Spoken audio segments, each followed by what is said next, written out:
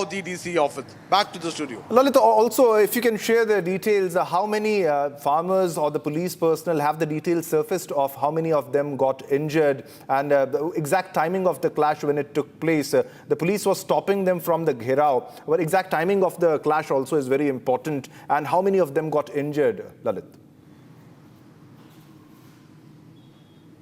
Right now, the details what the Republic TV has got, around a dozen of farmers have got injured in this clash between the farmers and the police. And if we talk about the reason why the farmers were holding a protest, as on 6th February, some farmers were arrested in Bathinda. So farmers were demanding for the release of their fellow farmers who have been arrested. So looking into this only, the farmers have given a call of state level protest in Punjab. So from all across Punjab in large numbers, farmers have assembled in Bathinda, and police have done a heavy barricading so that the farmers could not assemble in large number. But still, many farmers assembled in Bathinda district, and after that, when they were marching towards the DC office near the Jeond village of Bathinda, the police and the farmers have a clash when police tried to stop them. So the farmers, as per allegations by the police, used stones to move ahead, and as a force, police have used the tear gas shells so that the farmers can be dispersed. So tear gas shells were being used on farmers, and after that the situation was brought under control. Back to the studio. All right, thanks a lot, Lalit, for sharing the details of the story. So these are the visuals of clash that took place between the police and the farmers. Now let's move on to our next top story. Now a shocking and deeply disturbing incident has been reported from the Madanapalli town in Andhra Pradesh. A 7-year-old girl who had gone missing earlier this week was found dead near her residence in a horrifying turn of events. Here are the details in this report. A tragic and unsettling incident has emerged from Madanapalli in Andhra Pradesh. A 7-year-old girl, reported missing earlier this week, was found dead close to her home. After receiving information from her family, the police say that the child went missing on Monday. After an intense search operation conducted by the police and the locals, the child's body was discovered near her own home. Disturbingly, her body was allegedly found stuffed inside a drum, highlighting the brutality of the act. Now, as per reports, the minor girl was allegedly raped and subsequently killed horrifically. Meanwhile, after a wide search operation, the accused, identified as Kulvardhan, was also found dead in a lake. Kulvardhan reportedly killed himself, and his body was found in the nearby lake. As per the police, the accused absconded after the gruesome act the previous day. Meanwhile, police sources indicate that preliminary investigations, including CCTV footage from nearby areas, are all under scanner. The details from the probe now suggest that the child was assaulted and killed before her body was hidden. The child's body has now been handed over to the family after conduction of post-mortem that confirmed rape. The horrific incident has sparked outrage among the local residents. Meanwhile, the grieving family members and residents staged a protest outside the police station. The protesters demand justice. The outrage is palpable. Meanwhile, her family holds her lifeless body, grieving, crying, and absolutely enraged. An unsuspecting innocent life cut short by sheer atrocity. This heinous crime and the aftermath has sent shockwaves across the region.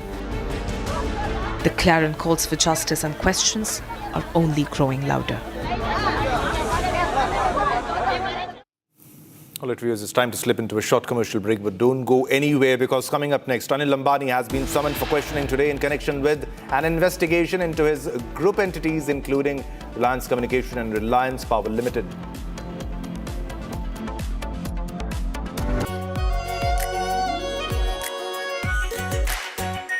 Our pure Shahi Paneer Masala. Delicious, healthy, every day.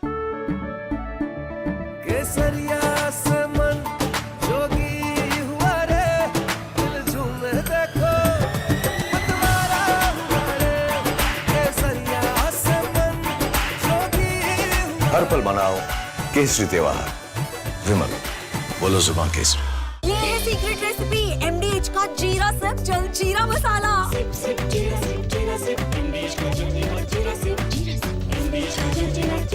I am absolutely fed up, like you are, I'm sure, with the U-turns of the BCCI and the ICC and cricket politics. And I feel bad, like every citizen of India does, that these people, because they want to make some money over cricket, are ready to compromise the nation.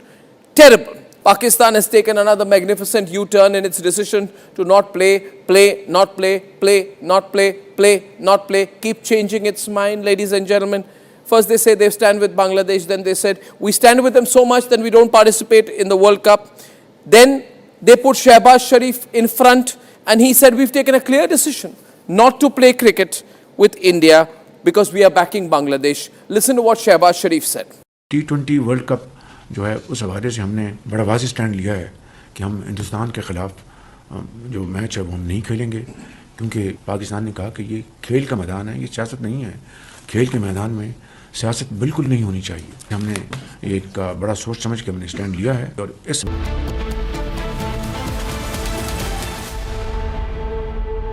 Amity has one of India's most advanced supercomputing facilities for AI research and teaching. Equipped with world-class facilities, the center drives interdisciplinary research and industry-academia collaboration, preparing students for disruptive AI technologies. Committed to India's global tech leap, Amity is proud to be the knowledge partner at India AI Impact Summit.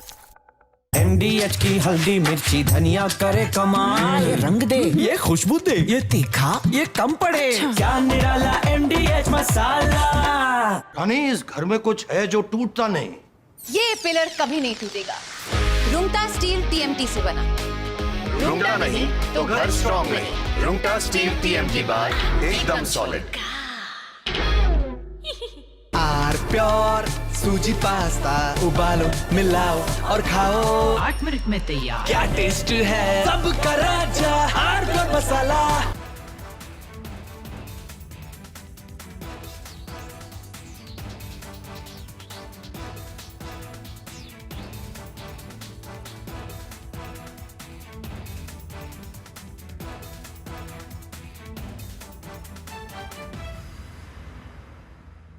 Himanta Biswa Sarma, good evening. Good evening. And everyone across the country has watched your press conference yesterday.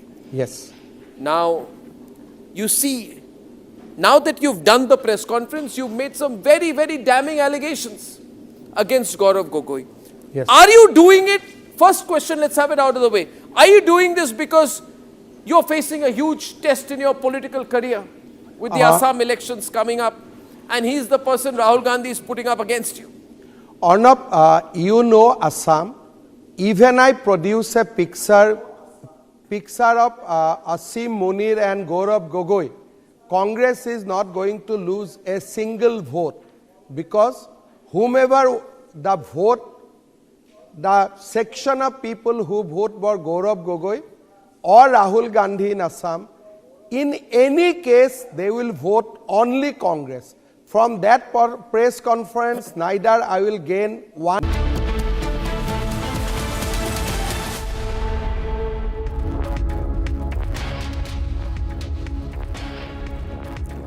Good afternoon, viewers. You're watching Republic TV with me, Hina Sharma, and our top focus today remains the ED summons that has been issued to Anil Ambani, once a towering figure in the communication business. Now he has been summoned by ED related to the 40,000 crore bank fraud case. Money laundering charges has been leveled against him. We'll tell you more about it, but first, let's take a look at the headlines.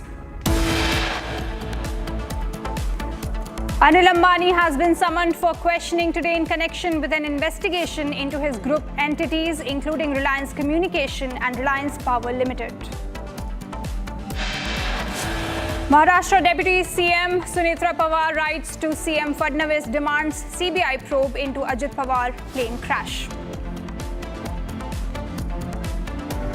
Imran Khan likely to be shifted to a hospital in the coming days for further medical treatment. The development comes amid renewed concerns over his health while he remains incarcerated. J.D. Vance, US Vice President, revealed that the Iranian side is not accepting the conditions set by Donald Trump, saying Iran has not agreed to all the red lines laid down by Donald Trump for a diplomatic solution. A decision by the Telangana government to allow Muslim employees to leave offices an hour early during Ramzan has triggered a massive political debate.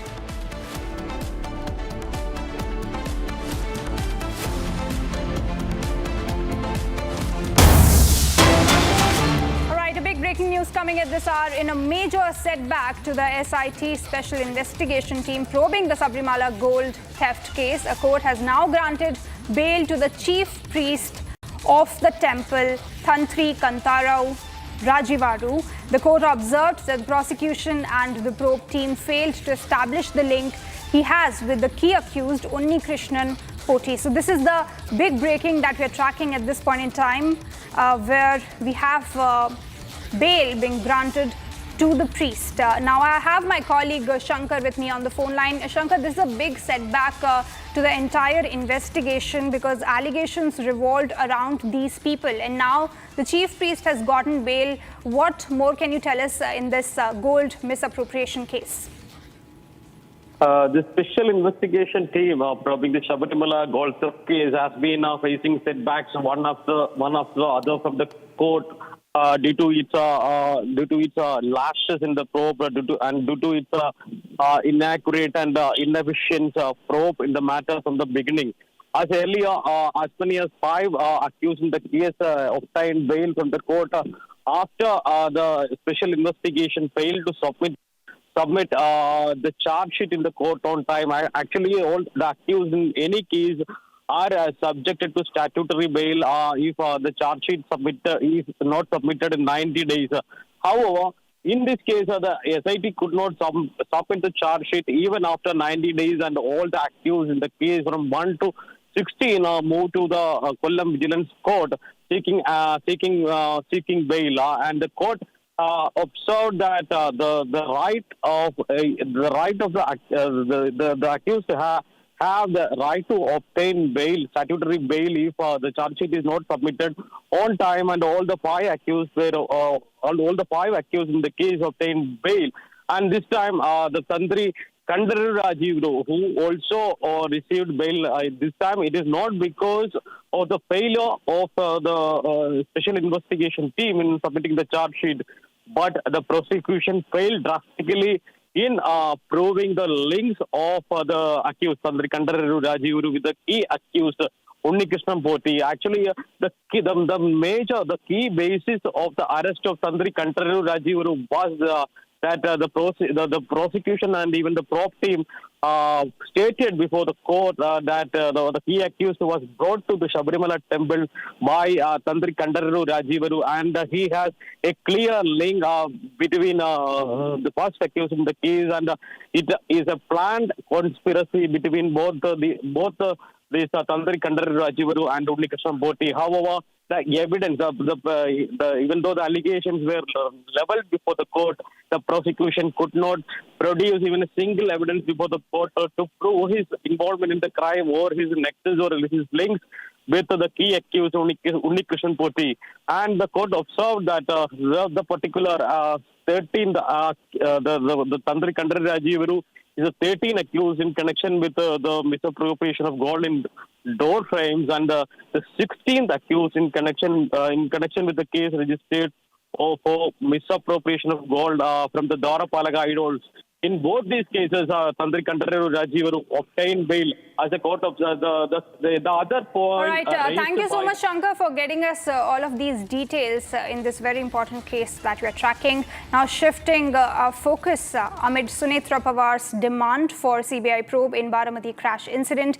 Now AAIB officials today are due to meet Ministry of Civil Aviation officials on CVR and DFDR data further investigation update. Now AAIB sends the CVR call voice recording data to manufacturers today for retrieval of data from CVR amid Sunetra Pawar's demand for CBI probe in Baramati crash incident. So this is a big breaking that we are tracking, that the AAIB officials are now due to meet Ministry of Civil Aviation officials and they are requesting that this data from the call voice recorder should be retrieved as soon as possible. Now we do know that yesterday there was a big breaking where we told you that how the AAIB said that the black box, two black boxes in fact from the flight, from the plane are completely destroyed, but now the AAIB is trying to retrieve the data. All right, so I have my colleague Harsha live with us at this hour. Harsha, this is a big news. AAIB officials are due to meet Ministry of Civil Aviation officials to urge them that this CVR data must be provided. Now, we have already seen how Rohit Pawar is leveling allegations time and again, saying that there was a conspiracy. In fact, he is hinting at. What more can you tell us about this particular meeting? Yes, you rightly pointed out, Rohit Pawar has been hinting out at, that this is a conspiracy more than an accident it is, and that should be probed fairly, and that's what he demands, that AIB not only in India but also the organizations of the aircraft and association should be contacted internationally from the US and from the Italy, from France as well, to investigate into this matter, because it's very sensitive. This entire matter is very sensitive. Ajit Pawar, Deputy Chief Minister of Maharashtra, lost his life, and today we have gotten to know that after Sunetra Pawar met Chief Minister and spoke about the CBI inquiry in the matter of the Ajit Pawar plane crash. After that, now today AIB officials are meeting MOCA officials, Ministry of Civil Aviation officials, and this is very important in light of that till now DFDR and CVR full data have not been retrieved because of the exposure of the heat caused from the crash, and that is the reason why before CBI inquiry is initiated, it's very important that all the data of CVR is with the AIB officials. The final report has not been shared. Yesterday, the updates shared by the AIB officials, they clearly stated that the state manufacturers will be sent the CVR to the Honeywell and they will be helping in the retrieval of data. And once the data is retrieved, only then also the CBI can also initiate the investigation and inquiry into this all matter, because evidence is the key in the Baramati plane crash in which Deputy Chief Minister Ajit Pawar lost his life. A lot is being said and stated in this matter, but it's all with the DFDR and CVR exactly what happened in the last moments of crash. Till now, the pilot in command, the co-pilot in command, Shambhavi Pathak's last word were stated in the black box, but the detailed data have to be retrieved, and today the manufacturers have received the CVR. Back to you. All right, thank you so much, Harsha, for getting us all of these details. A crucial meeting that we'll keep on tracking.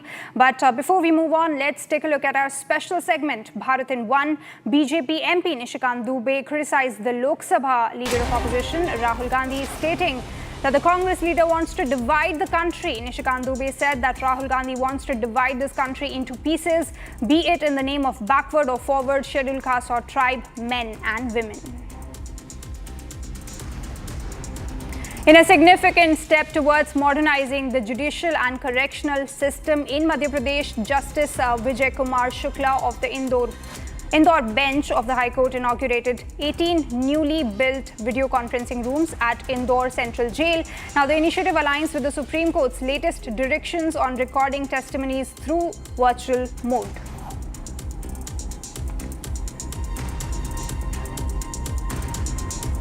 Panic gripped Uttar Pradesh's Kaushambi district after massive fire broke out in an oil tanker on the busy Delhi-Kolkata highway.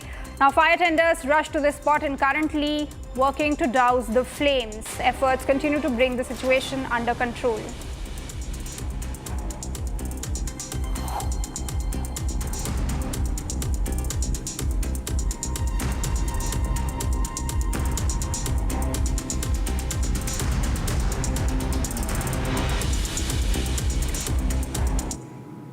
All right, big breaking news coming in from Maharashtra. Maharashtra Navnirman Sena President Raj Thackeray today paid a courtesy call on Deputy Chief Minister Eknath Shinde at his Nandwan residence. Now, the two leaders discussed a number of issues. This was their first meeting since the Mumbai Municipal Corporation elections. So this is a big breaking news. You can see on your screens MNS leader Raj Thackeray meeting Shiv Sena Shinde leader Eknath Shinde. You can see the visuals on your screen. Now, this comes after a massive win by the BJP in the BMC elections earlier. So, a number of issues were discussed in this particular meeting. You can see. All right, I have my colleague Meenakshi live with us from Mumbai. Meenakshi, thank you so much for joining. What are the details of this meeting? What all issues were discussed between Eknath Shinde and Raj Thackeray? As you have mentioned, is a noticeable development in Maharashtra politics that MNS Chief Raj Thackeray met with Shiv Sena Shinde Chief Eknath Shinde today, and various issues they have discussed. And regarding this discussion, they have discussed some political issue also. What we have seen in municipal corporation election in this year, we have seen that Raj Thackeray and Uddhav Thackeray came together and they fought elections together in BMC. After that, what we have seen that they loses actually, and is a big loss for MNS Chief Raj Thackeray. He secured only 6 seats in corporation election, and after that, who are close with Raj Thackeray, they were saying that they didn't got support from Uddhav Thackeray faction what they deserve. So this is a big political development. After that, after municipal election loss, Raj Thackeray met with Eknath Shinde, and we have seen others municipal corporation election also. We have seen in Kalyan that Eknath Shinde and Raj Thackeray, they fought together, and they actually made a mayor from their parties, and they came together in this corporation. So it's a major development we can see, and we have seen today morning also BJP leader Prashad Lal meet with Raj Thackeray. So Raj Thackeray is now meeting with BJP leaders. Raj Thackeray is now meeting with Eknath Shinde, and it's a political. We can say it's a political meet, and let's see what happened next. Raj Thackeray's faction is not happy with Uddhav Thackeray's faction, and they allege that Uddhav Thackeray faction did not support them in the election what they deserve. So this is the situation. Let's see what happened in Maharashtra politics in future. Back to studio. Thank you so much, Harsha, for getting us all of these details. Now shifting our focus to Pakistan, concerns over the health of former Pakistan Prime Minister Imran Khan are intensifying, triggering fresh protests by his supporters in the country.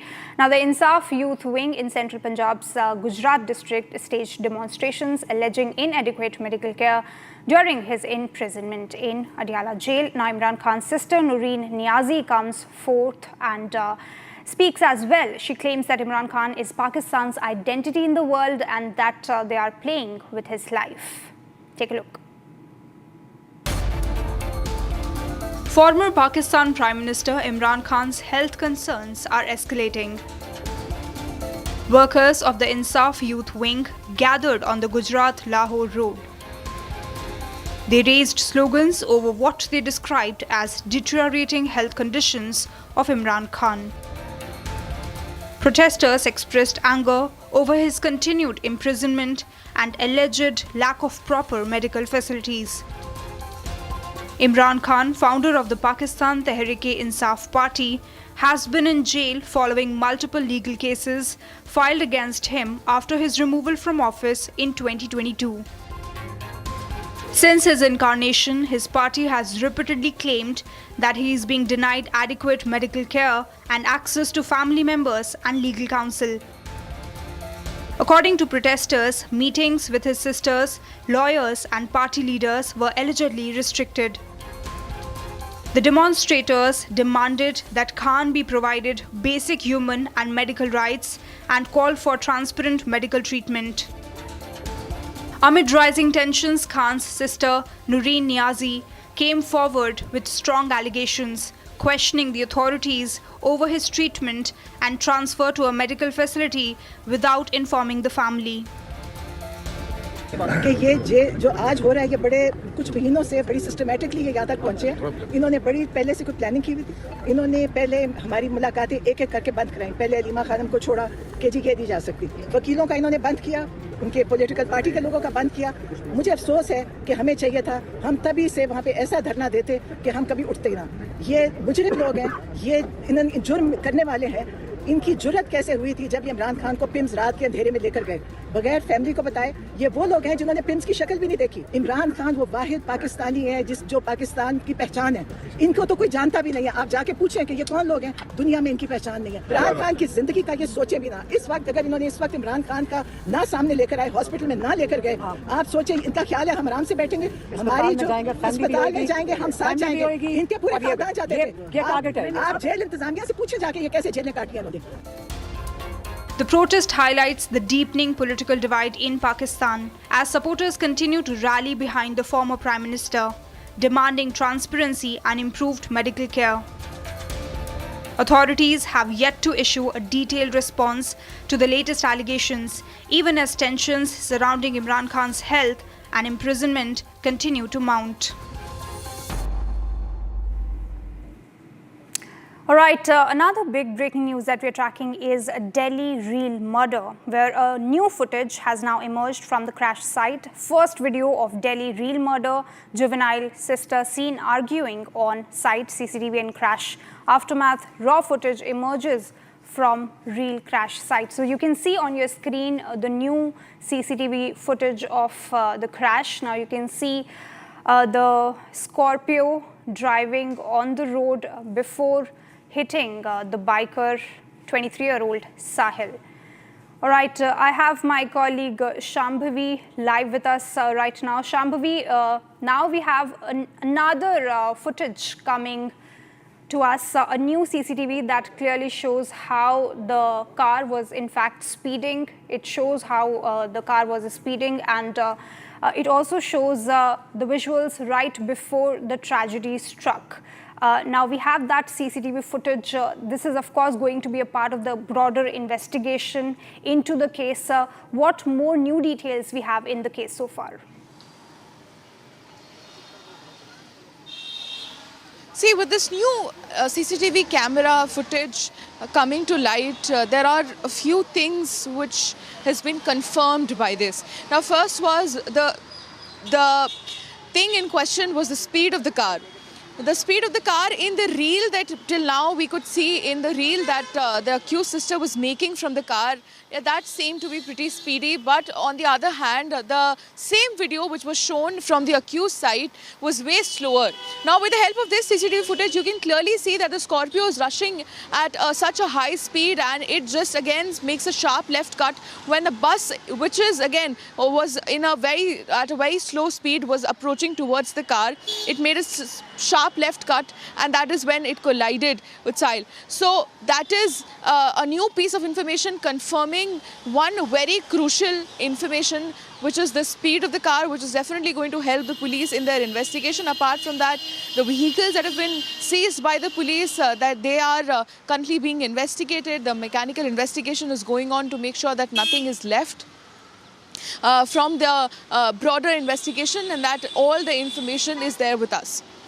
Absolutely, Shambhavi. Now this piece of information is going to be part of the investigation. We'll keep tracking this story as Republic TV is running a campaign on this particular case.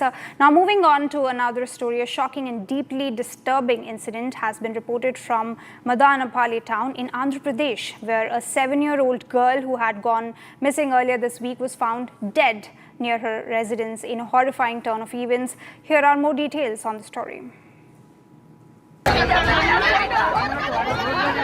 A tragic and unsettling incident has emerged from Madanapalli in Andhra Pradesh.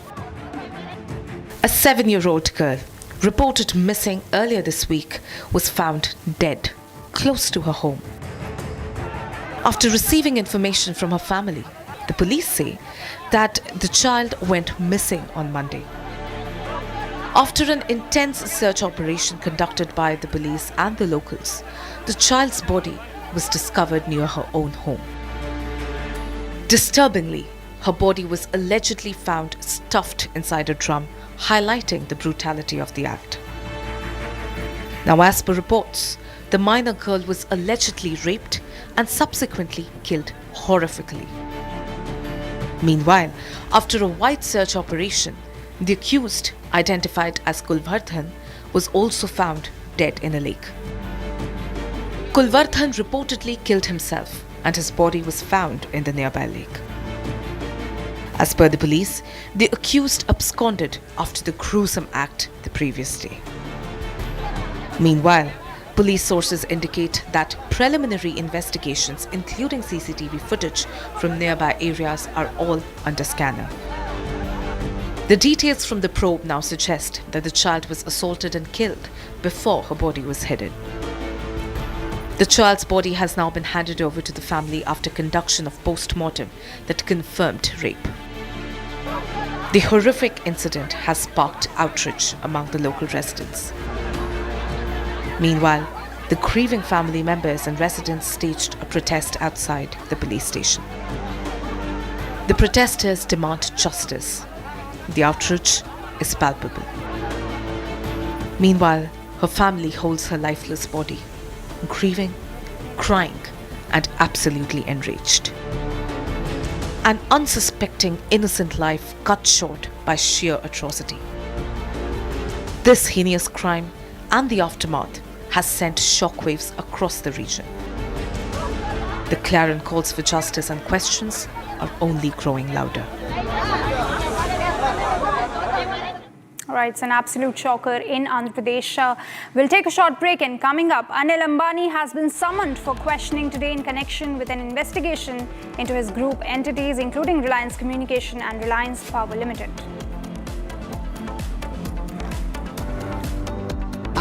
Pure सूजी pasta उबालो मिलाओ और खाओ 8 minute में तैयार क्या taste है सबका राजा R pure masala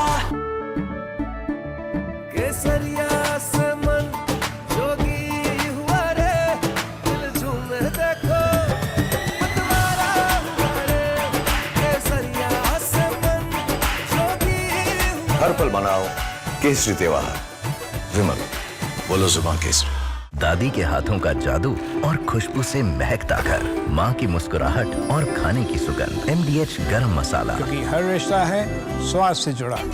I am absolutely fed up, like you are, I'm sure, with the U-turns of the BCCI and the ICC and cricket politics. And I feel bad, like every citizen of India does, that these people, because they want to make some money over cricket, are ready to compromise the nation. Terrible. Pakistan has taken another magnificent U-turn in its decision to not play, not play, keep changing its mind, ladies and gentlemen. First they say they stand with Bangladesh, then they said we stand with them so much that we don't participate in the World Cup. Then they put Shehbaz Sharif in front and he said we've taken a clear decision not to play cricket with India because we are backing Bangladesh. Listen to what Shehbaz Sharif said. T20 World Cup जो है उस हवाले से हमने बड़ा वाज़ेह stand लिया है कि हम हिंदुस्तान के ख़िलाफ़ जो मैच है वो हम नहीं खेलेंगे क्योंकि पाकिस्तान ने कहा कि ये खेल का मैदान है, ये सियासत नहीं है। खेल के मैदान में सियासत बिल्कुल नहीं होनी चाहिए। हमने एक बड़ा सोच समझ के हमने स्टैंड लिया है और इस हवाले से हमें बांग्लादेश के साथ पूरी तरह खड़े होना चाहिए। That's what he said 8 days back. Now he's changed his line 8 days later. Now he's saying that the government of Pakistan is now directing the Pakistan national team to take the field on February 15th for the scheduled fixture against India in the T20 World Cup. Now, viewers, my point is, let the Pakistanis do what the hell they want to do. Who cares? But what is the BCCI doing? What is the ICC doing? What is Rajiv Shukla doing? What is this paid executive Sanjog Gupta doing? Why are we allowing Pakistan to do the U-turn? We should have never given them a long rope. We should have caught them and said, no, you said...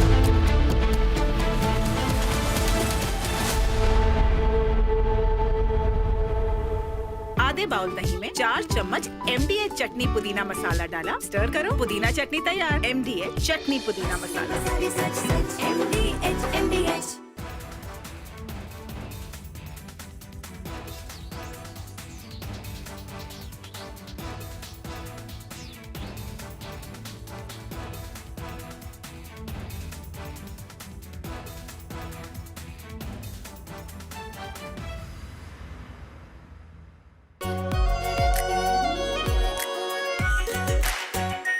Our pure Shahi Paneer Masala.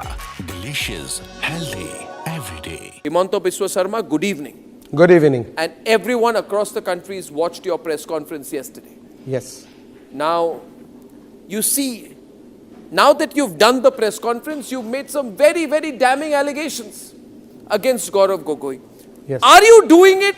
First question, let's have it out of the way. Are you doing this because you're facing a huge test in your political career with the Assam elections coming up, and he's the person Rahul Gandhi is putting up against you? Arnab, you know Assam. Even I produce a picture of Asim Munir and Gaurav Gogoi. Congress is not going to lose a single vote because whomever the vote, the section of people who vote for Gaurav Gogoi or Rahul Gandhi in Assam, in any case, they will vote only Congress. From that press conference, neither I will gain one vote, neither I will lose one vote. But you have said some amazing things. Yes. You said that you think that Gaurav Gogoi visited Pakistan on an invitation from the ISI. You have said he has gone there for specific training, and some specific training was given to him in Pakistan. Arnab, these are national security allegations, yes, sir. Yes. Arnab, today Gaurav Gogoi did a press conference. I do not know whether you know it or no. Do not know it.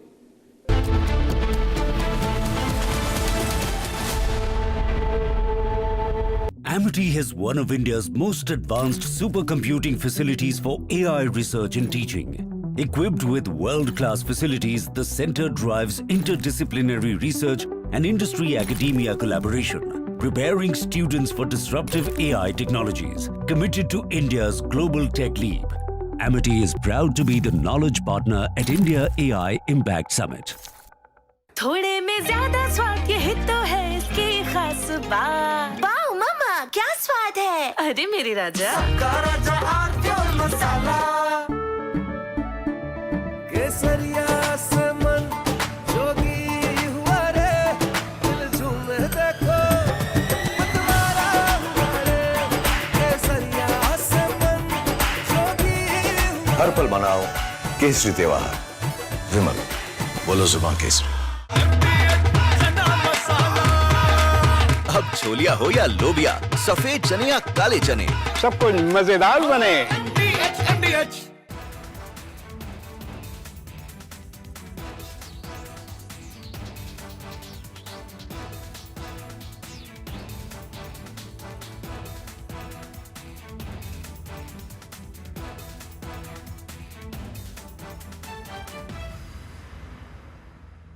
MDH की हल्दी मिर्ची धनिया करे कमाल, ये रंग दे, ये खुशबू दे, ये तीखा, ये कम पड़े, क्या निराला MDH masala. I am absolutely fed up, like you are, I'm sure, with the U-turns of the BCCI and the ICC and cricket politics, and I feel bad, like every citizen of India.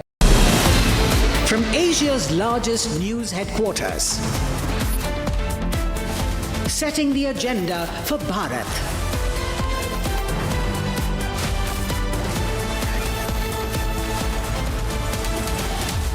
You're watching Republic.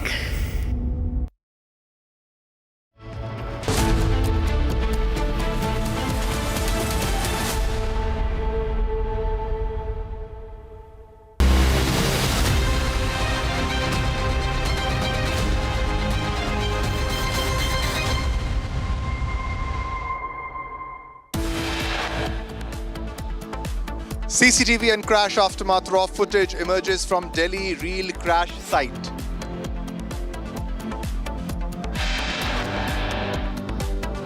As Ajit Pawar's family seeks CBI probe for Baramati crash, key meeting at Civil Aviation Ministry underway.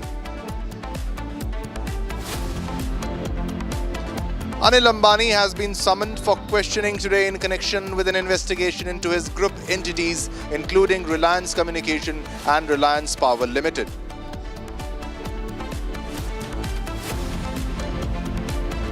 Imran Khan likely to be shifted to a hospital in the coming days for further medical treatment. The development comes amid renewed concerns over his health while he remains incarcerated.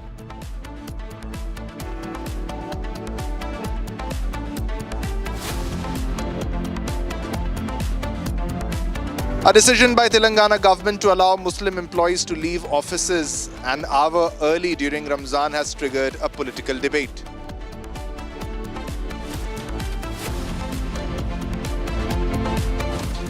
Alright viewers, you're watching the Republic TV. This is Shivam Dutt Mehta. Let's begin with the first top story. Now this is a directive by the Telangana government which allows the Muslim employees, the Muslim government employees to leave the office early during the Ramzan period. Now this has led to a political backlash. Now this has led to a severe political debates, especially by the opposition on why this is being allowed for the Muslim employees in the government employees, the Muslim government employees, and they are asking, is this a Muslim appeasement? Big development happening here.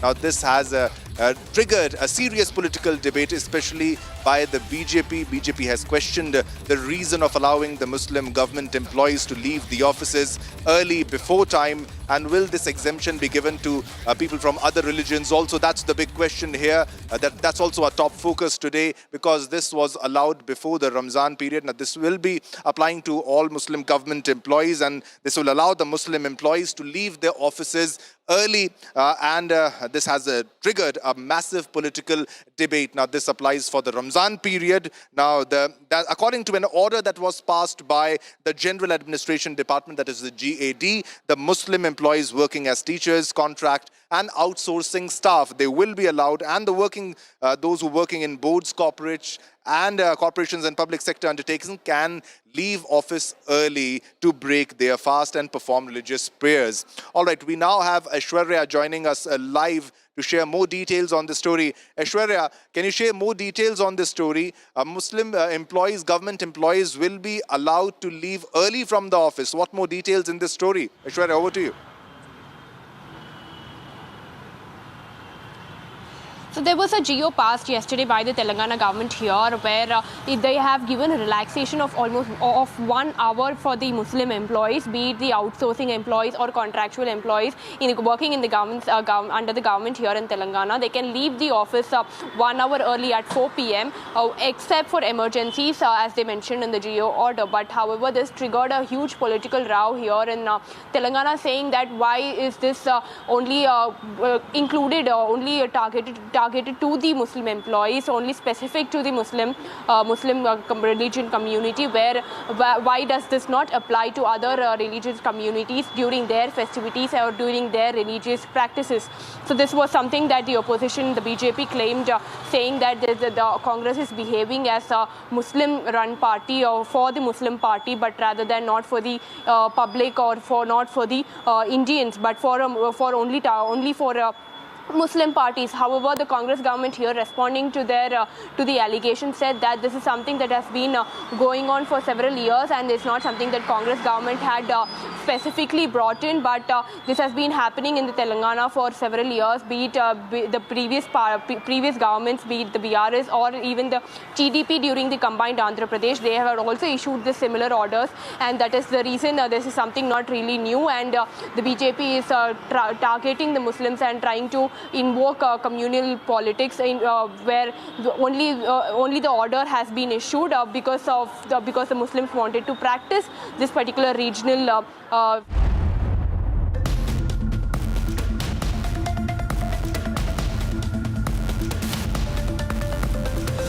26. And this is happening for the first time anywhere in the global south. And therefore, the focus is also on how AI has its own future in the global south, and it will no longer remain the prerogative or the right of the Western Europe, or more specifically the United States of America, anymore. I have always wanted to have a session with Sridhar Vembu. Personally, for me, I call him a legend. He's not just the founder of Zoho, but he's a tech visionary. And I'm taking a break, Sridhar, from the usual format of my program today to make this more a knowledge session, because there's a lot of talk about AI, you know. And there's so much conversation, and then the people who are consuming all this content are going from this way to that. Youngsters get apprehensive. You know, people who are building reasonably good, well-founded companies, you know, are suddenly saying that will we be able to compete with companies who have billions of dollars in investment? So there's a lot of confusion. So may I use this occasion to clear the confusion with you, Sridhar, because you're neither this way nor that. You're very balanced in your approach. So thank you for doing this. Thank you. Thank you for having me, Arnab. Vanakkam, namaste. Yeah. So you talked about confusion.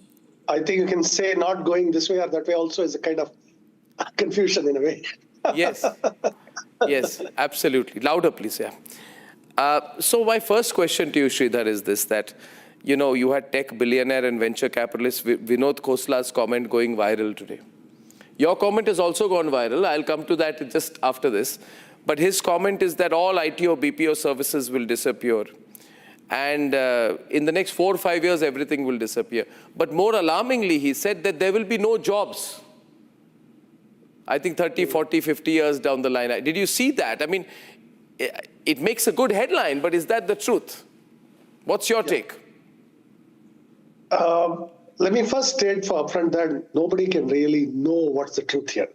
This truth has to be experienced over time. So that is neither he nor I can know truly that, for example, all jobs are going to be displaced or whatever.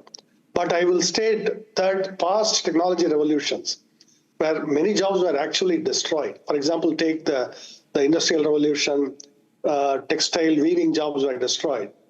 But we created a lot more other jobs. Even in textiles, fashion industry was born, and a lot of other things, dyeing, and a lot of things around textiles were born that you could not have imagined when the first machines were invented. In a similar way, I would say that even in AI revolution, maybe directly when you program something or what you are manipulating with spreadsheets, those jobs may get transformed. I don't even want to say go away, towards more customer facing, work with the customer to solve a problem, that kind of job. But I don't know that they entirely go away, and for a very good reason. We have to ask, who is doing the buying and selling eventually? If our AI, robots, all that are going to do the buying and selling and enjoying the products, are humans going to do it? Is the economy for humans, or is it for AI? And if the answer is humans will be in control, then ultimately the human economy will dominate. Humans will also be serving other humans and getting paid for it. You also shared in your tweet, I completely agree with you on that. You know, at the end of the day, we've become so carried away with the AI discussion. Sometimes we believe that we are going to be replaced, and I don't see that happening. But you shared a 5-step framework to help professionals and leaders navigate the threat that AI poses to white-collar jobs. And your post was in response, I think, to a tweet by London School of Economics professor Luis Garisano, who's argued that many professional jobs cannot be fully automated because they are quote-unquote messy and require complex judgment. So you are saying that we're still in stage 1 or 2 about AI's impact on companies and jobs. Can you tell us a little bit more about this? You know, what makes you so sure? Yeah. You see, if it was anyone else, it would be something else. What makes Sridhar Vembu so sure that white-collar jobs will not be taken away? I would state it this way. If already AI is now at least 3.5, 4 years in, and a lot of these coding tools are now well into their 3rd or 4th generation now. And I don't think we have lost any meaningful number of jobs. If anything, overall, the number of jobs actually, even in software, has gone up. And even in the US, by the way, even in the US. So, and definitely in India too. So at least so far, the evidence is that jobs have not gone away. And then there is a second thing. There is, tens of millions of businesses out there that actually require help navigating this transformation. How do I best use these tools? Helping them navigate the transition itself are jobs. And so those kind of jobs get created. I mean, a good example, right? When the internet emerged, the World Wide Web emerged, a lot of people became, they set up websites for other companies. Those are still jobs. There are companies, small companies in small towns in India, from Tiruvannamalai or Indore, anywhere, that people are actually working in these jobs where they set up websites, all of that. In a similar way, they could transition themselves to helping companies worldwide take advantage of the best AI tools for a marketing campaign, maybe for setting up an app, all of this. So the jobs will change their character. And here India has an advantage. We have a youthful workforce that is very easily able to absorb all of this. I have programmers. Within like 3 days, they picked up these AI tools and they were very productive with it. 3 days. So that is what youth confers. On the other hand, you hear a lot of angst in the West because the workforce is broadly middle-aged and above about, hey, at this age, do I really need to learn all of this new stuff? How many times are you going to disrupt me? That sentiment is there. But somebody who's like 23 or 24, that's not their problem. They just go pick it up and learn. So for these reasons, I'm particularly optimistic about India. So you've always believed, and you have defied, global expectations by being a bootstrapped billion-dollar plus, many billion-dollar plus revenue company fighting with Salesforce, Microsoft. So you've shown that it is possible to do things in a Bharatiya way, in an Indian way. And that's what makes you unique. That's why I'm having this chat with you, Sridhar, because we hear only from the tech bros of USA otherwise. You're the best tech bro that India has. And therefore, in a way, what you're saying would make a lot of sense to people watching my program in India. So you said at the India AI Summit that we are investing a lot in a lot of the smaller models. They should be unglamorous right now, but they get the job done. And then you further said that this is going to be the norm in India, where a lot of smaller, resource-efficient, energy-efficient models happen, and then we scale up over time as the costs decline. Yeah. And most importantly, you admitted that right now we are rapidly deploying AI in the software development. We are seeing massive productivity gains in it. So if I take all of this together, it appears to me, Sridhar, that you are working on a unique model that is better applicable in an Indian setting, considering our demography, our locally available talent, and our ability to punch above our weight in terms of working hard. Am I getting this right? I mean, are you trying to evolve something? Are people like you trying to evolve something where AI becomes more India applicable AI, and then we compete with the world? Can you explain how this will happen? Yeah, right after my keynote, Sarvam AI launched a whole bunch of models built for India, translating across languages. Really beautiful work they have done. I think you should actually also talk to them. No, by the way, Sridhar, I just on an aside, do you know this?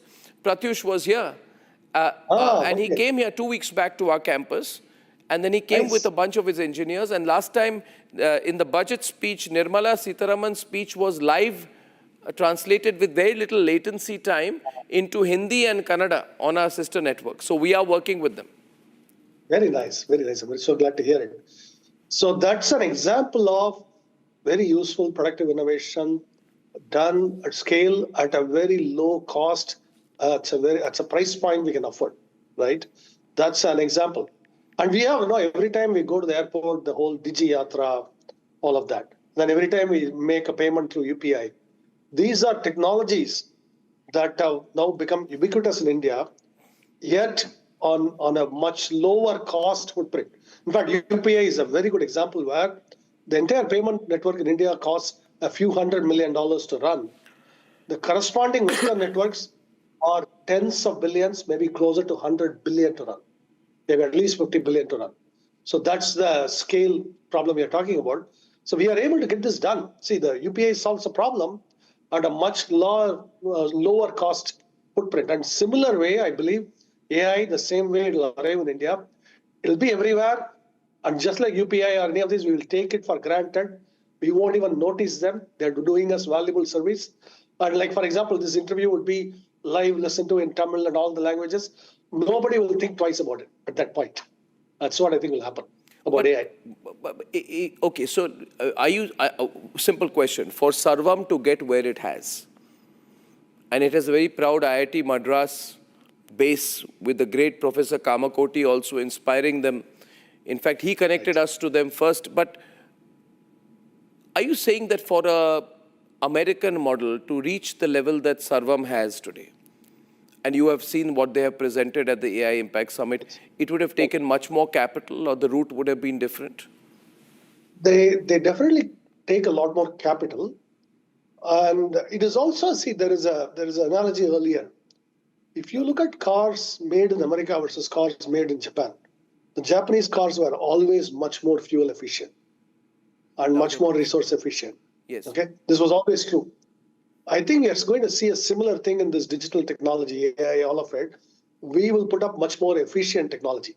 And this is a big issue today because the data centers needed to run these are running into billions of dollars, gigawatts of power. So we need resource efficient, capital efficient models, systems.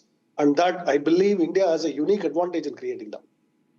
Now, I want to also address, so if there's a young person watching today, Sridhar, and their question would be that, should we change the direction of our education, our purpose, our applied profession? Should we panic when we hear stories about, IT, BPO going away, all applications going away, zero jobs, etc.? Should young people change their approach? Because you said, I was hearing you said that with our vast youth population, we have the most AI enthusiastic population, you mentioned them, in the world. We're adopting it faster, AI faster than other nations. Now, let's examine the flip side then, Sridhar. India's demographic dividend depends on mass employment. What happens to coding, testing, documentation, analytics, customer support, which you are an expert in? Nobody better than you in this country today to tell us an answer to this. That when OpenAI, Google are aggressively building towards all of this, what happens to our original IT services model that was built on manpower scale? Yeah. This is actually, my answer is somewhat nuanced here. In fact, Anthropic CEO Dario Amodei just 2 days ago in Bangalore mentioned the same point. He was asked, so what do software engineers do if AI writes all the code or most of the code? He said, and this is something that I agree with him, and I also thought the same thing, you get closer to the customer and solve the customer problem. So you become what in the industry they call them forward deployed engineers. That means, Republic TV needs IT systems, analytics, whatever. There will be people working closely with you to solve the problem quickly. The idea is it could be days to production, days to creating value, to delivering the value for you, rather than months or years that current IT systems take. This could actually accelerate the number of projects you will do. Like there are many places where a lot of things are in our wish list that I need to get done, but they never got done because of lack of resources, not just money, but also human resources to get it done. All of those may come to be now. You may have a couple of people doing all of this very rapidly for your own company, for example. So this is how I see the evolution. So it is not time to be pessimistic. What I would tell young people is, and this is true before AI, do you have solid grounding in your engineering skills, whichever area of engineering you are in, or you're a very good software engineer, or you're a very good computer science person, or you're a very good mechanical engineer, civil engineer, all of that. That is non-negotiable. And you only learn by doing. In fact, there's another thing that came up in the panel yesterday by our education ministry, was that a couple of people felt that AI is leading to erosion of skills. If you rely too heavily on AI, you are losing your critical thinking skills.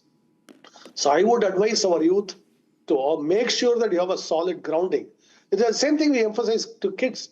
Just because you have a calculator, you are not allowed to escape from memorizing multiplication tables, right? It's the same with AI. AI is a better multiplication table. You don't want to outsource all your thinking to it.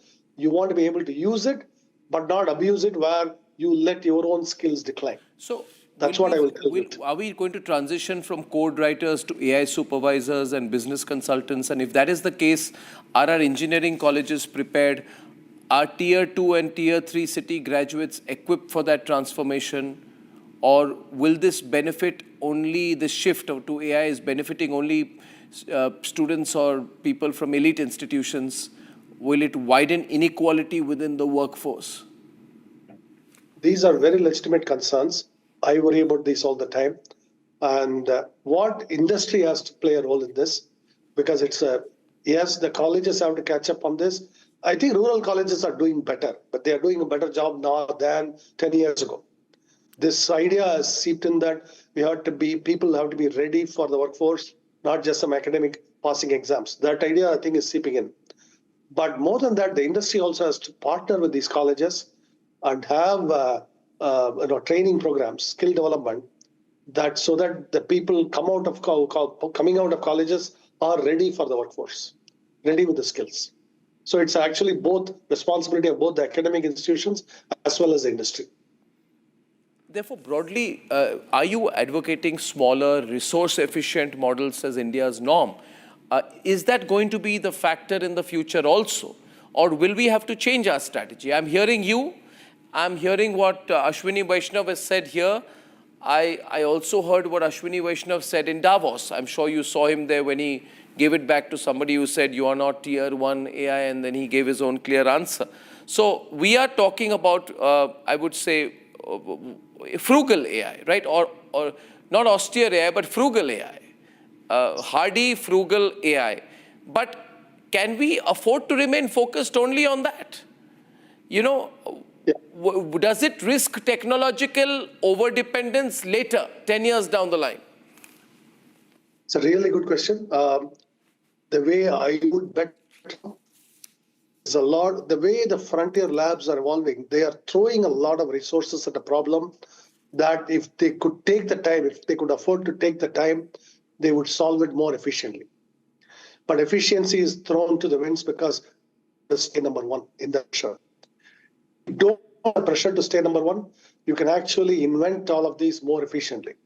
It will take time, but it will achieve the same ends much more efficiently, which is why the Japanese auto industry is an excellent example where they came up with truly much more efficient engines and efficient cars because they took the time. They took the extra time to do it. They were not in a rush.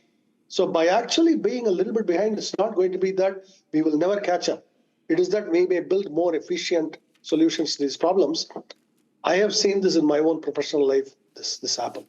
So that's why I will bet on that idea. There's so much public anxiety after this Khosla's comment. I know I know you're going to be very diplomatic about it, but there is, without mentioning Mr. Khosla, I don't want to make it a Khosla versus Vembu debate. That's not my intention. But IT companies recently have panicked a little bit. They are removing employees, migrating onto AI models. Is AI becoming a margin expansion strategy?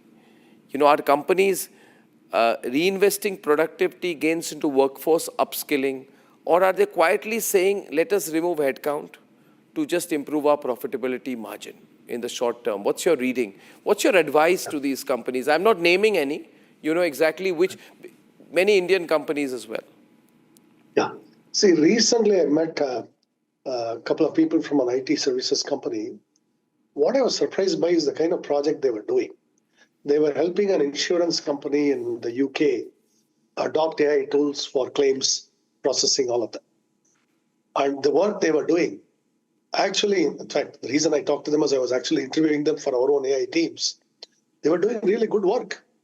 All of this talent is there in humble places doing really good work.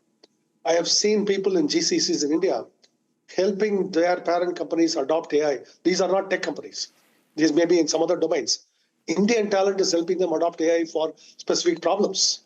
Right. So that's why I think this is a little too broad a brush to say our IT services companies are caught in some old guard. They're not. They're actually also doing some really leading edge work, helping companies transform into how to adopt these AI tools, all of that. I've interviewed people like that myself. So which is why I'm going to say that I don't agree with this doom and gloom on this. At the same time, I also don't want to minimize the challenge. It is time to be vigilant. It's time to be on our toes. But if we are on our toes, if we kind of act like the world is going to end, maybe we'll stave off that and we will come out well. My last question is on the hyperscalers, you know. And again, you're a role model there, aren't you? I mean, you're someone who bootstrapped a company, made it so big, made it so effective. We feel so proud that there is one Indian company here taking on Microsoft, Salesforce, and doing it its own way.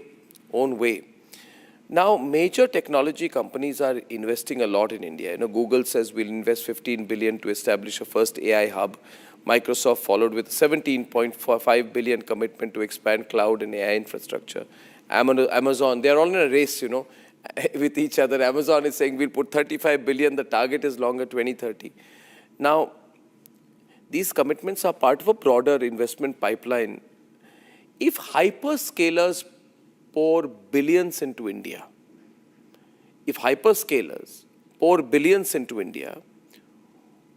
who really owns the strategic layer? The infrastructure host country, given the changes that have happened in the budget also proposed, or the model builders who control the algorithms, data sets, and the distribution? Yeah, these are really good questions. These also go to the regulatory frameworks for all this. But first of all, these investments create construction jobs, a lot of infrastructure jobs, all of this in India. They also create the know-how and expertise. So from that point of view, these are really boon to the regional economies and in a sense the national economy as well. Second, these assets will be in India, subject to Indian law, one way or the other. They have to be, right? They cannot be subject to some other law. They are in our land here, in our shores. So that is why long term, if there is someone trying to weaponize us, it is better to have the data centers here, then Indian law will apply. So they cannot weaponize against us. I think those companies know that too. So they are coming not because I don't see it as they want to conquer India so much as they cannot live without the vast potential of the Indian market. China is shut out for them. India is the biggest potential market out there. So they want to be here. The 4 trillion economy could become 20 trillion, 30 trillion, 40 trillion in the next 20, 30 years. So they would rather be here. But what we have to make it clear to them is they are subject very much to Indian law, which I think our government is doing a good job reminding them of that, but they have to be reminded of that. And I think once we strike that balance, I would be, I say I'm a nationalist. At the same time, I want these companies, I would rather that they be here and operate here than operate elsewhere and just sell to us. So absolutely. Well, I think that's as clear and direct an answer as possible. Well, I think this 20-25 minute conversation will help clear a lot of doubts in the minds of people. And is there something you would say to a 21-year-old or a 25-year-old today interested in technology at a broad level that I can wrap this up with? I lost the link there, I think, is it? We will wait till we get his frame back, because that's one part I don't. Yeah, I lost you there. Can we, because we lost your video there, can you come again? My question was, what would you say to a 25-year-old about AI and its potential on their life? First, experiment with these tools. Don't just read about them. Don't just study them, but actually go learn how to use them and play with them. So even pay for some of the small subscription, because some of the best models are only if you pay them. Also play with the free models, all of that, the Chinese models, everything. Get to learn their strengths, their weaknesses, how to get the most out of them. Those skills will be very valuable, because you may be able to help some company somewhere who immediately needs to get on these and they don't have that talent pool for it. You can teach them. That would be a job for you. So that's why I say learn. That's what I tell my people too. Fantastic. That's very practical advice. I cannot thank you enough for doing this. This has been a very useful session, very, very timely. Please enjoy the rest of the OpenAI, the whole AI Impact Summit. And I look forward to talking to you soon again, Sridhar. Thank you. Thank you.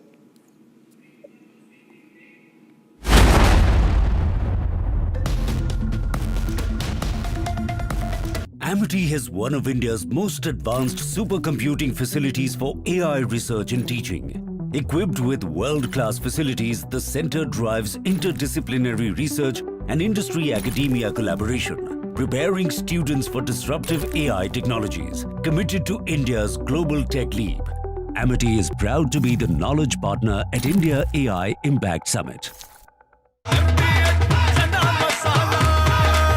अब छोलिया हो या लोबिया, सफेद चने या काले चने, सब कुछ मजेदार बने।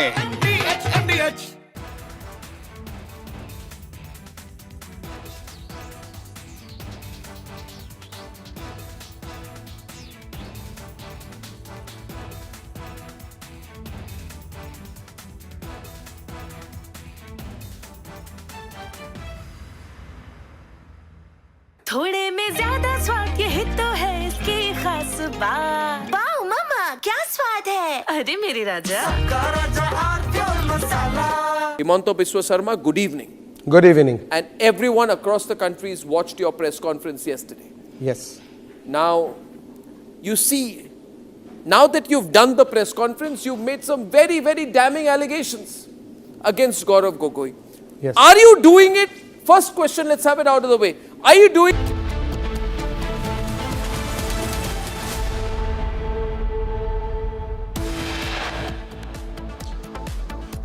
CCTV and crash aftermath. Raw footage emerges from a Delhi real crash site.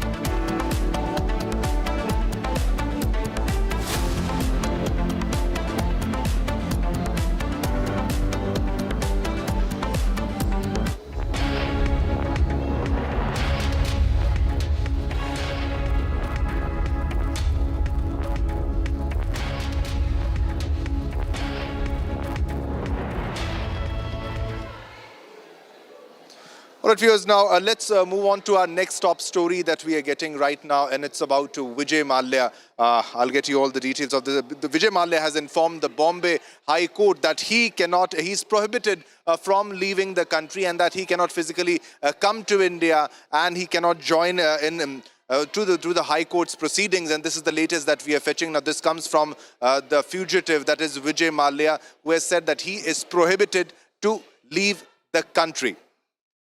All right, and he said he's neither allowed to apply for or nor possess any international travel document. He further stated that he is unable to specify an exact timeline for his return to India.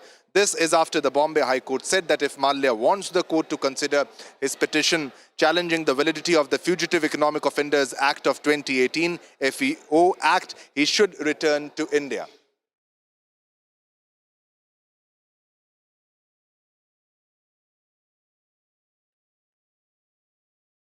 All right, so this is after the Bombay High Court has said that if Mallya wants the court to consider his petition challenging the validity of the Fugitive Economic Offenders Act of 2018, that is the FEO Act, he should return to India. So the court had asked him to come to India and take part in the proceedings, but this is coming from Vijay Mallya, the fugitive Vijay Mallya, the liquor baron fugitive Vijay Mallya, who is saying that he cannot come to India, that he is prohibited to come to India, and because of this, he cannot join the proceedings. He cannot come to India and join the proceedings, and because of the prohibition, he cannot be attempting to leave England and Wales, and is neither allowed to apply for or nor possess any international travel document. He also further stated that he is unable to specify an exact timeline for his return to India.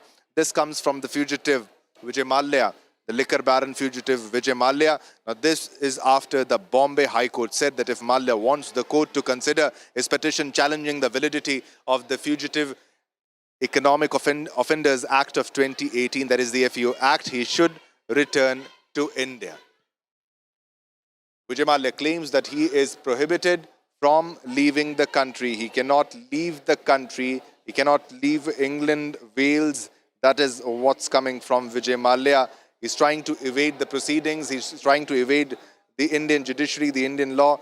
And he said, I cannot come to India. I cannot leave this country. And I also can't tell. This is what I quote Vijay Mallya is saying. He said, I cannot leave the country and I can't even tell you when I'm going to come back to India. All right, we have Sarthak joining us live for more details in this story. Sarthak, so again, Vijay Mallya is trying to evade the Indian judiciary, is not ready to face the Indian law. He knows that he has done something that is really, really wrong and he will be sent to jail. So it's another trick. What arguments are being put forward by Vijay Mallya in this entire case? Over to you, Sarthak.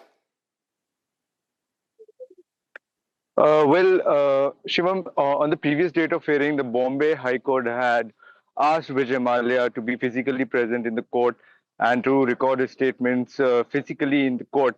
But in today's hearing, Vijay Mallya informed the Bombay High Court that he has been legally barred from leaving England and Wales. He has submitted through his counsel that he's not permitted to apply for or hold any international travel document, and therefore that prevents him from any kind of foreign travel. Because of these specific restrictions that have been imposed over him, he stated that he is unable to provide any form of concrete timeline as to when he would be able to return to India. He has also submitted through his counsel that his continued stay in the UK and the reason for him staying in the UK is due to the legal constraints that have been imposed over him by the UK authorities, and it is not his voluntary decision to refuse to return to India. At this point, all we can say that this statement appears to be aiming at a very pertinent issue that he wants to address, that he is not absconding or he is not apprehensive about returning to India because he does not want to go under scrutiny by the Indian law. But there are some restrictions that have been imposed upon him by the UK authorities due to which he is unable to return to India. That is what he's trying to imply through his submissions today in the Bombay High Court. But also, Sarthak, more details, if you can share more details in the story. This is not the first time that Vijay Mallya is trying to evade the Indian judiciary, is trying to avoid the Indian law because he knows he has done something that's really wrong. Now, he was given a chance that he could have joined the proceedings. Otherwise, how will he claim that he has not done anything wrong? More details in this story, Sarthak. Well, certainly, he has been accused for defaulting on loans that have exceeded nearly 9,000 crores that he borrowed from a consortium of banks led by SBI. There are some serious allegations against him regarding diversion of loan funds. There is some criminal conspiracy and cheating also involved. This particular case that we are dealing with right now, the hearing that took place today, and the hearing prior to this was regarding money laundering under PMLA. The CBI and ED have also initiated. Sarthak, thanks a lot. Thanks a lot for sharing the details of this story. Ladies and gentlemen, we are getting another big breaking news right now. At this moment, it's a breaking news that is coming in, and it's about Pakistan. And it's again embarrassing. And in an embarrassing moment for Pakistan, the hockey team of Pakistan was left stranded in Australia after hotel bookings were cancelled due to unpaid bills. Pakistan couldn't pay the bills for their hockey team, and there is a sheer humiliation in Sydney for Pakistan's hockey team. They were left stranded in Australia after their hotel bookings were cancelled because The payment wasn't done, the unpaid bills. Now players faced hours of uncertainty on the roads and at the airports. It's a very embarrassing moment. Yet again, nothing new for Pakistan. Pakistan's hockey team was left stranded in Australia. Now, the hockey team was left stranded in Australia after their hotel bookings were cancelled due to unpaid bills. The bills were not paid of the hockey team because Pakistan doesn't have money. The corrupt politicians of Pakistan and the Pakistani administration don't want to spend money. मेरे मित्र और भाजपा के प्रदेश अध्यक्ष, राज्यसभा के संसद सदस्य श्रीमान समीक भट्टाचार्य जी और आज इस पवित्र अवसर पर देश भर से और पूरे बंगाल से आए हुए सभी भक्तजनों को मेरा हरे कृष्ण। सबसे पहले आज सुबह मेरी देश के सम्माननीय प्रधानमंत्री नरेंद्र मोदी जी जोड़े के साथ बात हुई थी। मैंने उनको कहा कि आज मैं सरस्वती ठाकुर महाराज की 152वीं जयंती में मायापुर जा रहा हूं। उन्होंने बड़े मन से और भाव से आप सभी को हरे कृष्ण कहा है।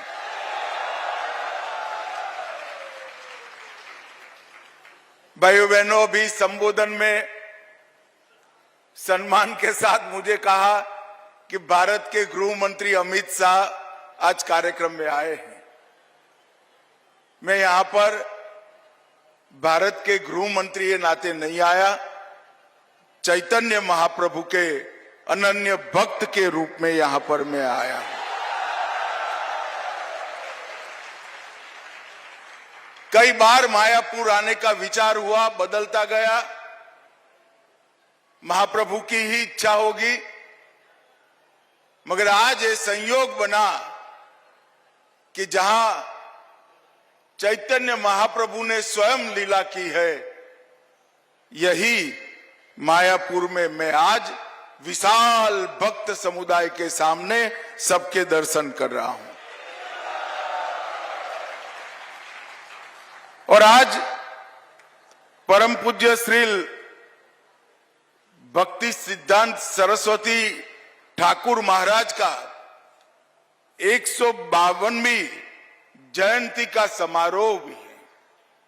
तो एक प्रकार से मणिकंचन योग है, स्थान भी पवित्र है, दिन भी पवित्र है और पूज्य संतों का यहां पर सानिध्य भी हमारे सामने है। मित्रों, आज मैं चैतन्य महाप्रभु, प्रभु नित्यानंद, श्री अद्वैत जो महाविष्णु के स्वरूप है, गदाधर और श्रीवास, ये सभी को प्रणाम कर कर मेरी बात की शुरुआत करना चाहता हूं। मैं जब यहां आया हूं तब मायापुर धाम में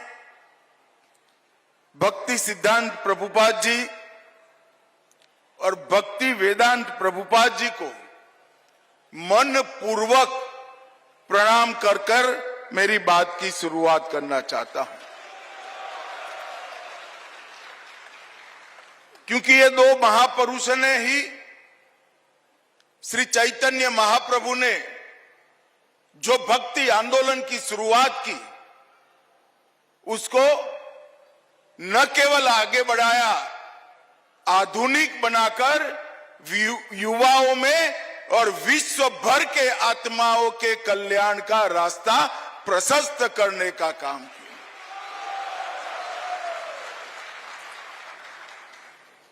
श्री चैतन्य महाप्रभु ने एक ही जीवन काल के अंदर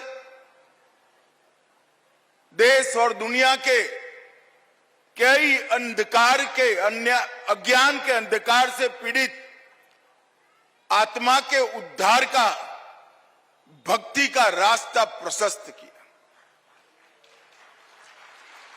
गुण अवगुण, अच्छा बुरा तो इंसान में बसता है, इंसान में रहता है, मगर जब व्यक्ति अपने अस्तित्व को विलीन कर कर श्री कृष्णमय हो जाता है तो सब अच्छा ही अच्छा हो जाता है। और यही रास्ते पर श्री चैतन्य महाप्रभु ने कीर्तन, नृत्य, भक्ति संगीत और गीता का अगाध संदेश बहुत सरल तरीके से पूरे पूर्वी भारत में उत्तर पूर्व तक, नॉर्थ ईस्ट तक पहुंचाकर कई अज्ञानी जीवन में प्रकाश का उजियारा, भक्ति का दीपक प्रगटाने का काम किया। और वही आंदोलन को परम पूज्य भक्ति सिद्धांत प्रभुपाद और पूज्य भक्ति वेदांत प्रभुपाद ने न केवल आगे बढ़ाया, इसको आधुनिकता के साथ जोड़कर युवाओं को और समग्र विश्व को अपने आत्मा के कल्याण का रास्ता प्रशस्त किया। आज बहुत पवित्र दिन है। चैतन्य महाप्रभु के प्रिय सेनापति और गौड़ीय मत के संस्थापक,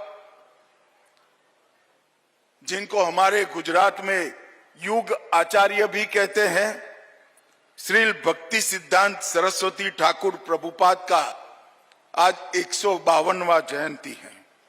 और आप सभी लोग श्री कृष्ण के, भगवान नरसिंह के और श्री भक्ति सिद्धांत सरस्वती ठाकुर प्रभुपाद के गुणगान करने के लिए यहां आए हैं। मैं भी आज बहुत समय से जो टलता जाता था, वो स्थान का मुझे भी यहां आकर मेरी चेतना को जागरूक करने का मौका मिला है। इसलिए मैं मठ के सभी लोगों का बहुत बहुत धन्यवाद करना चाहता हूं। कोई व्यक्ति अपने एक जीवन में 1 अरब बार श्री कृष्ण जाप का संकल्प ले, वो ही बड़ी बात है। एक कोई व्यक्ति तय करे कि मैं मेरे जीवन में 1 अरब बार प्रभु श्री कृष्ण का जाप करूंगा, ऐसा संकल्प लेना ही बड़ी बात है। मगर अपने जीवन के कालखंड में वो संकल्प पूरा करने का काम श्री भक्ति सिद्धांत सरस्वती ठाकुर जी ने किया। ये दुनिया के लिए एक अनुकरणीय उदाहरण है। एक जीवन में 1 अरब बार श्री कृष्ण का नाम स्मरण, एक बार भक्ति के साथ श्री कृष्ण का नाम स्मरण करने से ही चेतना जागृत होती है, ऊर्जा की प्राप्ति होती है। कई सारे मन के सामने पड़े हुए अज्ञान के अंधकार दूर हो जाते हैं। हम कल्पना कर सकते हैं कि एक व्यक्ति ने एक जीवन में 1 अरब बार श्री कृष्ण का नाम जप किया, वो व्यक्ति ने अपने जीवन को सच अर्थ में श्री कृष्णमय कर दिया। और वही रास्ता उन्होंने गौड़ीय मठ के माध्यम से सबके सामने रखने का काम किया। आज कदाच 100 साल के बाद कोई ये बात को बोलेगा तो दुनिया में इसको मानने के लिए कोई तैयार नहीं होगा कि 1 अरब श्री कृष्ण नाम स्मरण कोई कर सकता है। श्री भक्ति सिद्धांत स्वामी जी ने धर्म को कई प्रकार की मान्यताओं की रूढ़ियों से बाहर निकालने का काम किया। उन्होंने एक सिद्धांत प्रस्तापित किया कि आधुनिकता धर्म की दुश्मन नहीं है, आधुनिकता से ही धर्म आगे बढ़ता है, वो धर्म की साथी है। और एक जमाने में प्रिंटिंग प्रेस को वर्ज्य माना जाता था। सुनना, याद करना, इसके माध्यम से ही भक्ति पनपती थी, बढ़ती थी, फैलती थी। उन्होंने प्रिंटिंग प्रेस को बृहत मृदंग का नाम देकर ये बताया कि मृदंग की आवाज तो कुछ दूर तक जाती है, मगर प्रेस में छपी पुस्तक 7 सागर बाहर जाकर भी भक्ति का प्रचार करती है। और ये रूढ़ी तोड़ने में बड़ी हिम्मत चाहिए मित्र। जब श्री कृष्ण के प्रति भक्ति अचल हो, अनन्य हो, उसके प्रति श्रद्धा दृढ़ हो, तभी रूढ़ियों को तोड़ने का साहस आ सकता है।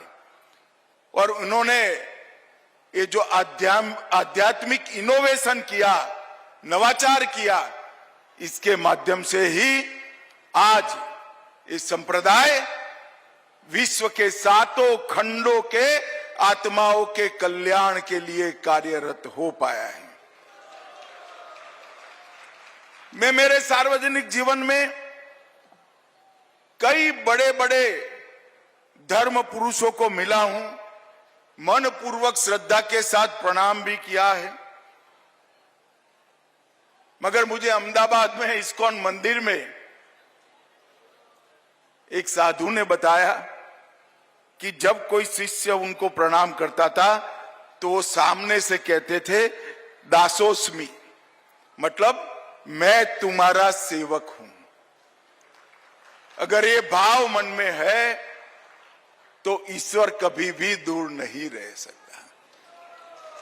जिनके मन में ईश्वर बैठा है वो अपने आप को सभी का दास कहता है। और उन्होंने गुरु की व्याख्या बहुत सुंदर की थी। उन्होंने कहा, जिस दिन गुरु सोचने लगता है कि मैं गुरु हूं, तो गुरु शब्द में से ऊ निकल जाता है और गरु ही बच जाता है। गरु का मतलब जानवर होता है। गुरु वही है जो सबके सेवक के भाव से शिष्य को बड़ा करे। छोटे से बड़ा करने वाला ही गुरु होता है। जिसकी समझ छोटी है, ज्ञान छोटा है, इसकी समझ और ज्ञान को बड़े करने वाला ही गुरु है। और मैं आज भक्ति सिद्धांत स्वामी प्रभुपाद को मन पूर्वक कहना चाहता हूं कि आप एक सच्चे गुरु थे और गुरु पद का परिचय भी समग्र विश्व को आपने कराया है। इन्होंने जाति के बंधनों को तोड़ने के लिए भी ढेर सारे काम किए। महाभारत काल के बाद पहली बार भक्ति सिद्धांत प्रभुपाद जी ने, जो जन्म से ब्राह्मण नहीं थे, उनको यज्ञ पवित देकर उनको ब्राह्मण बनने का अधिकार दिया। उन्होंने कई प्रकार की रूढ़ियों को तोड़ा और युक्त वैराग्य की नई व्याख्या समाज के सामने की कि वैराग्य का मतलब दुनिया को छोड़ना नहीं है। दुनिया की हर वस्तु को श्री कृष्ण की सेवा में लगाना ही वैराग्य है। वैराग्य का मतलब अपने अंदर की बुराइयों से दूरी कर देना। वैराग्य का मतलब संसार में सब कुछ छोड़ना नहीं है, बुराइयों को छोड़कर समस्त संसार को श्री कृष्ण की भक्ति में लगाना ही वैराग्य है। और आज ऐसे युग दृष्टा, युग पुरुष, महापुरुष का 152वां जन्म जयंती है। एक प्रकार से कई लोग भक्ति सिद्धांत प्रभुपाद जी को जीवंत विश्वकोश भी कहते हैं। वो खगोल विद्या के बड़े जानकार थे, गणित और संस्कृत का बहुत अध्ययन रहा उनका, और फिर भी सभी कुछ श्री कृष्ण के चरणों में समर्पित कर भक्ति मार्ग पर ही पूरा जीवन उन्होंने व्यतीत किया। हमारे वेदों और उपनिषदों में कहा है कि भक्ति बिना का ज्ञान अहंकार उत्पन्न करता है और ज्ञान सहित की भक्ति ट्रांसफॉर्मेशन मतलब रूपांतरण लाती है। वेदों के ये वाक्य को भक्ति वेदांत जी ने पूरे जीवन आचरण कर आगे बढ़े। मित्रों, आज मैं जब यहां आया हूं तब मायापुर में जो आध्यात्मिक केंद्र बन रहा है, मुझे सभी परिचय करा रहे थे। मैं संस्था को ये कहकर जाना चाहता हूं कि ये आध्यात्मिक केंद्र से न केवल देश, पूरे विश्व के भक्तजनों को बहुत बड़ी उम्मीद है कि यही केंद्र विश्व के कल्याण का कारण बनेगा। और ये मायापुर धाम में बनने वाला ये केंद्र कई युगों तक भक्ति मार्ग का प्रतिपादन करता रहेगा। चैतन्य महाप्रभु, भक्ति वेदांत प्रभुपाद, भक्ति सिद्धांत प्रभुपाद, इनके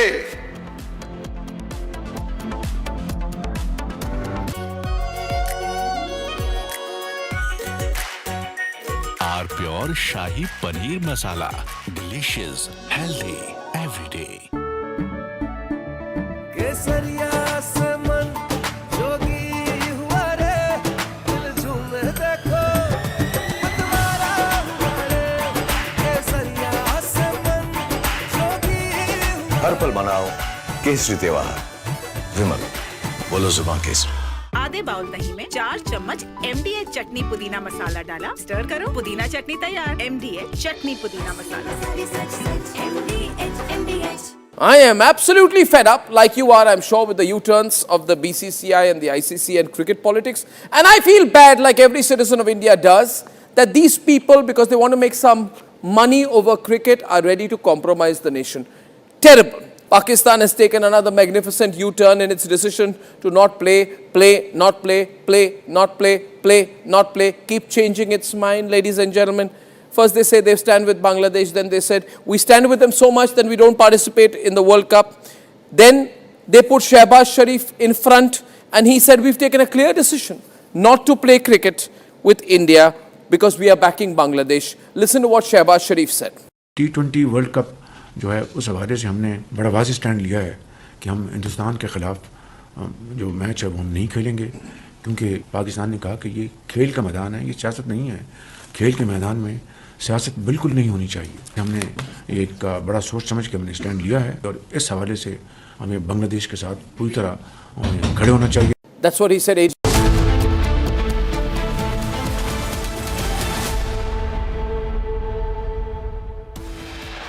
Fugitive businessman tells Bombay High Court he can't return to India, cites UK travel ban. CCTV and crash aftermath. Raw footage emerges from Delhi real crash site.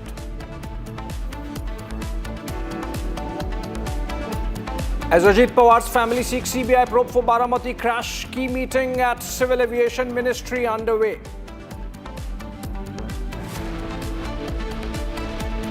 A decision by the Telangana government to allow Muslim employees to leave offices an hour early during Ramzan has triggered a political debate.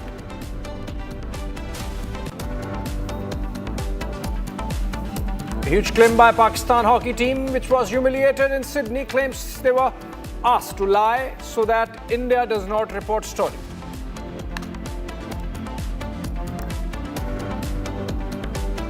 Anil Ambani has been summoned for questioning today in connection with an investigation into his group entities, including Reliance Communication and Reliance Power Limited, summoned by the ED.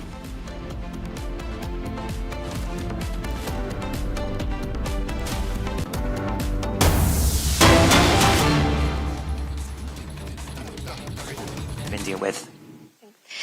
James, I'm going to ask you about the elephant in the room that everyone wants to know, which is jobs, right? Now, I was listening to some of the things you were saying at Davos, and it was very interesting. You were talking about how with every technology shift, there are jobs that change, that go away, and then there are jobs that get created. But they don't happen at the same time. There's a lag. So 2 questions. One, how do governments deal with this lag, right? Especially a young demography like India. And 2, what do we have to do to ensure that we come out of this as a job creator? No, I think it's probably one of the most important questions that I think countries, governments, and society is going to need to think through.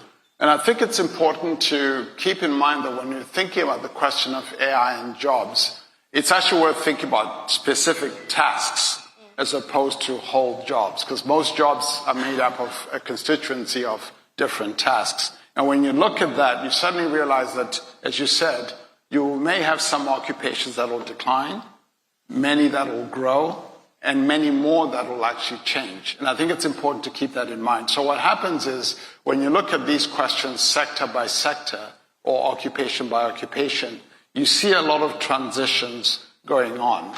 But to the question of what should governments do to make sure that, in fact, they are growing jobs and enabling the change that happens, I think one is to focus on skilling. One of the things that happens in all these transitions, whether it's people who are transitioning out of jobs that are declining or jobs that are growing or jobs that are changing, is that the skills required change. So investing in skills and literacy and so forth, I think is foundationally important. The other thing that's important is also the continued kind of investments that countries and governments like India are doing in infrastructure and innovation, because a lot of the jobs that will grow will come out of those investments in infrastructure as well as investments in innovation. When you grow businesses, you grow companies, and you have innovation in the economy, that's what leads to job growth. So I think those investments in innovation, both in the infrastructure and the innovation, but also in the skills, is what governments need to focus on. I think what you said is so important, that you cannot have sort of a macro view of jobs. You need to start understanding which tasks are going to get impacted. You need to start planning for that. You need to start planning for which sector. So we really have some work to do to figure out where will we get hurt the most, what are the opportunities, and then plan for it. And I think that's an excellent advice. Absolutely. Yeah. Sundar, if I may come back to you, the other elephant in the room, are we going to see an AI bubble or are we not? Right? Now, a lot of CEOs, when you look at it, talk to enterprise CEOs, they are worried about really scaling up investments because they're worried about, are they going to be able to justify the cost? What will the board say? Etc., etc.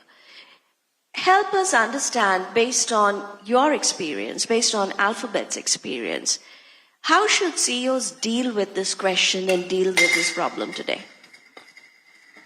You know, we live in a truly global world. I thought if I left the US, I could avoid this question. But look, it shows, look, I think it's an extraordinary moment. I think we are investing to meet that moment, right? I think in some of the context, Demis has spoken about this as the industrial revolution, but 10 times faster and 10 times larger. And if you go back and look at the railroad investments or the national highway system in the US, I mean, these are such leveraged investments, and you drive so much growth and value on top of that. I view this as a transformational moment like that. As Google, I think we are fortunate that we've been focused on this technology for over a decade, and be it search, be it YouTube, be it cloud, be it emerging businesses like Waymo or Isomorphic Labs, I think they're all getting better and growing based on this one technology underneath. So we can generate a return there. Just as an example, cloud alone in the last year, the backlog has doubled year on year to $240 billion. So that shows the potential for return on the other side. And so we are investing to meet that demand. And, that's what makes this an exciting moment. So I think the investment makes sense given the progress in the technology we are seeing and the opportunities we see on top of it. Demis, I have to ask you the third elephant in the room, which is, what on earth is AGI? Because, we keep hearing about it, and the more we hear about it, the more we feel like we're trying to build something that is going to control all of us, and then the question is, why are we building it? So what is it? Is it really the end goal to control? Is the end goal to augment prosperity? And help us understand your take on it.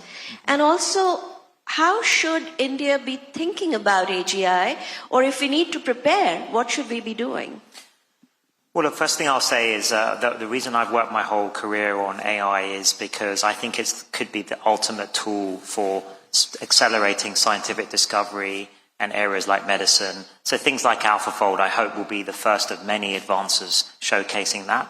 And then we can apply that to help us tackle many of the challenges facing society today, from disease to climate to inequality. So I think AI on the upside, the opportunity has, and AGI in the limit has that potential.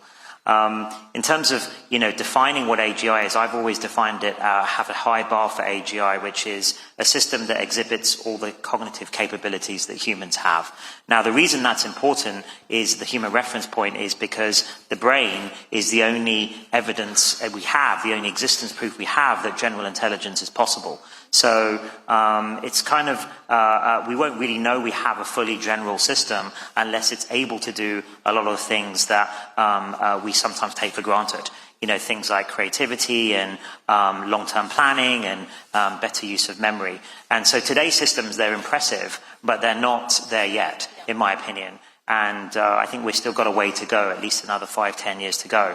But certainly in the next phase, the next decade or 2 decades, I see it as the sort of ultimate enhancement tool for us and human scientists, human experts, but also the youth of today. And this is what was exciting, seeing that in India here in this visit, is we'll have access to these incredible tools. So whatever that means, building businesses, creating art, I think they'll be sort of almost superpowered to do that with these access to these tools that you can access from anywhere, the most cutting edge tools in the world from anywhere, including from India. So I think it's going to be a very exciting moment, but there are also risks too that we have to take into account. You mentioned jobs earlier, but there's also technical risks of making sure these systems stay within their guardrails and they serve our purposes and what we want as humanity. And then furthermore, the economic question of sharing the benefits that that's going to bring widely and equally to across the world. So these are all big challenges still to come. But the potential's there if we do it in the right way. All right, we are staying put at Bharat Mandapam, where the AI Impact Summit, a global AI Impact Summit, is panning out. In fact, French President Emmanuel Macron, who was in Mumbai yesterday and is in Delhi today, is speaking. Let's listen to him.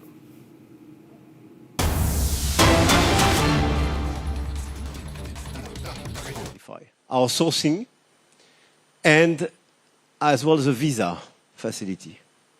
To have a visa which, meets the expectation of the students and is appropriate. For instance, if you have a PhD, I don't know how many years it took for you, 3 years, somebody. So if I give you a visa for 1 year, I'm a little bit crazy. I create a sort of uncertainty, and probably we deliver the visa for 1 year, and you have to renew it and so on. So it's not optimal. So on the French side, we will clearly streamline this approach in order to have something which meets the expectations and is much more practicable for the students and the schools. And by Rush, precisely, we will establish better connections in order to have a better sourcing. Because India, 10 years ago, 15 years ago, was not the #1 source of students. Let's be honest. So I want our universities and high school to do much more, but we will do as well much more in terms of administrative facilities. At the same time, I want all the Indian students to be sure that if you come to France, you have the best-in-class teaching, you have access to the research centers, and exactly the ecosystem you mentioned. With a lot of interdisciplinarity, you have, I mean, if you study in AI, you can have both, obviously, data scientists, mathematicians, you can have fundamental research with clearly the interaction with startups, but you can have as well interdisciplinarity with philosophy and other disciplines, because it's super important to have the model of AI we do believe in. And this is exactly what we have on our campus. And I want you to be sure that you can have all your different lessons, your approach, in English. Because I know that sometimes they're still exchanging with a lot of students. They say, I will not join France. I don't have a sufficient level in French language. No. You can come for a PhD, even for a master degree, and you will be teaching French, in English, sorry. Obviously, you can learn French in parallel, but you will be educated and you will have all the facilities in English. And it's very important to have that in mind, to convey to all the students here in India that we do have these facilities and this access. And my last point, because sometimes there is a source of misunderstandings, I'm making my pitch for attracting more Indian students, as you see. It's a strange argument, but in France, the cost of studies is largely less expensive than in a lot of other countries. It's not a signal, it's bad quality. I'm serious. I had a lot of students saying to me, okay, it's almost for zero. It should be a terrible level of quality. Because everywhere in the rest of the world, you have to pay a lot of money to have 1 year. It's our, I would say, collective choice in France. The taxpayer contributes much more than the student. It's more fair. You can have some contributions are non-French students, but it's much more limited than in the equivalent Anglo-Saxon universities. So we can ask for some fees. It depends, and I think it's good that each university and each high school has its own model and will be free to have its own model. But we are very far from the level of fees in the Anglo-Saxon universities. But just take it as a collective choice, but not a signal that there is a lower quality. It's not true at all. The government is paying for the difference. This is my clarification after several interactions with students. So I clearly invite much more Indian students to come at master or for a PhD and to share the experience you had, because I really believe that we can provide a unique experience, and you pitched France much better than I could do.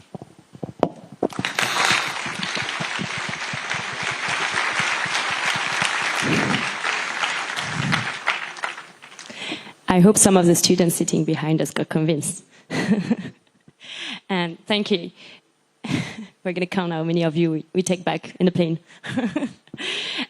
Great, thank you, Mr. President. I mean, obviously, this is the AI Impact Summit, and everything we shared is particularly true when it comes to AI, because as you rightly said, one of the reasons you came to France is because you have such an interdisciplinary approach. And when we think about AI, there's probably not single technology that is so interdisciplinary. So this week is the AI Impact Summit. And I think we had discussions here today, but all around the city about how AI is a technology that basically we only get probably once a century. That changes everything, from the way we learn, from the way we get informed, from the way we cure disease. We're in one of the most prestigious hospitals here. It changes the way we interact. It changes the way we access information. And as such, it can only be dealt when we bring a lot of different stakeholders in one room. And that's what we're doing with the AI Summit we did in Paris and that India is doing now. When you're thinking about AI, and you both work in AI, and I know you have this idea in mind on where you want to bring AI. And this is something we concretely share with our Indian friends. This is too much of an important technology to just be developed in the hands of a few companies. We need to think how we develop it with public good interest. And I know you both care about this topic very much. So maybe starting with Manan, based on your work, what would be your advice to this room, scientists here, but also people from the government, people from all around the world who are gathered in Delhi, so to make sure that we continue trying and pushing AI in the interest of public good, which was a key theme of our AI Paris Summit as well. Sure. So, we can just talk endlessly about AI, but I'll focus more on, something which is relevant for this discourse. So we have to see that as AI matures, as it becomes more and more useful, it will be adopted more. It will be consumed more. And if it is being consumed more and we are really serious about its social good, then it has to become more sustainable. It has to become more energy efficient. It has to become more green. So that is something that, at least in our work, we try to closely focus on, because we work on things like next forms of computing, semiconductor devices which take less energy. So, neuromorphic computing, bio-inspired computing. The essence here is that we need to cut down the power budget or the energy budget that AI systems consume. And I think, at least in the Indo-French context, this has a lot of relevance because both countries have strong commitment to AI for the wider good and also for sustainability. And, with our French partners, we are working extensively on building low energy AI systems. The work is quite complementary, just how the cultures are complementary. They work more on new materials. We work more on building systems with those materials or algorithms with those materials, which are more energy efficient. So if you ask me to summarize, I would say that sustainable AI or getting the AI systems to be more green, more sustainable is what would make it enduring and what it would take to much larger scale of impact. And what we can do together. Absolutely. Thank you. Priyanka, do you want to add up to that topic as well? Yes, thank you for the question. And just to add to Manan, so AI for good, because AI, let's be honest, it's machine learning and among other forms of training data. And at the base, it's very, very technical. So it might actually scare people. So we need some mechanisms that, on one side, you're able to destigmatize this fear of technology and people not knowing what is behind. Even for us scientists, sometimes we're like, okay, what's behind this model? And so on the sustainability aspect, it's also, we are training large amounts of data, but is it better to, focus on certain aspects? And that really depends on regulatory access, to the different data sets that we have. For example, we work on flood early warning systems, and I'm heading international strategy for this company. And so when we are doing transboundary training, how do we get access to that data? Even if we cross-collaborate with research teams, so we require the help of policymakers to make sure that the access to that data is fluid, so that we have more parameters that can help us with our training. Thank you. Manan, you're also a professor. And so one of the aspects I know you're thinking about a lot is the impact of AI on your students. Could you build a bit on that as well? Yeah. So again, especially for academic pedagogy, it's like an inflection with the LLMs, the GPTs, the agentic systems. It's like a never seen before situation, and many things are not clear. We don't want to jump into stifling innovation before the systems mature, because we have to make sure that even the innovation is there. But the way I like to look at it is not in a negative sense, but it's really a beast which needs to be tamed both by the teachers and the students, for more efficiency, more productivity. At the same time, we need to protect the demographics. The session before spoke about the child protection. So we need to take care of the demographics. But there are n number of things, whether students can use agents in an examination, whether teachers can design a question paper with an agentic AI, or whether you can replace the classroom teacher with an avatar of a instructor. So there are many gray areas, but we need to ride this tide, and we need to really be able to tame. Both students and the teachers need to tame this technology for the wider good. So. Thank you. So you talked about sustainability, data access that led us to teaching, and you mentioned it, kids. In the session before with Minister Le Henaf, we had a great discussion on what should we do with those tools when it comes to younger generation? Because obviously the students you have in your classroom, they're probably not handling the aspects of those technology as well as younger generation, younger students, or actually not students at all, because younger and younger age, people are interacting with AI through so many different forms, but in particular with chatbots. And those chatbots, they converse, they engage with you, sometimes they get in your intimacy, and it has so much consequences on younger people. Professor Worms earlier today said, we were discussing how this can only be solved again as a global multi-stakeholder issue. And he said, that's probably a good example of sometimes with your partners, you can't rely on every definition of what's the best, but you can align and agree on what's the worst. And the worst on AI chatbots and children is probably a scenario we've already seen unfold in front of our eyes when we think of social networks. So how do we come together and address this issue before it has it?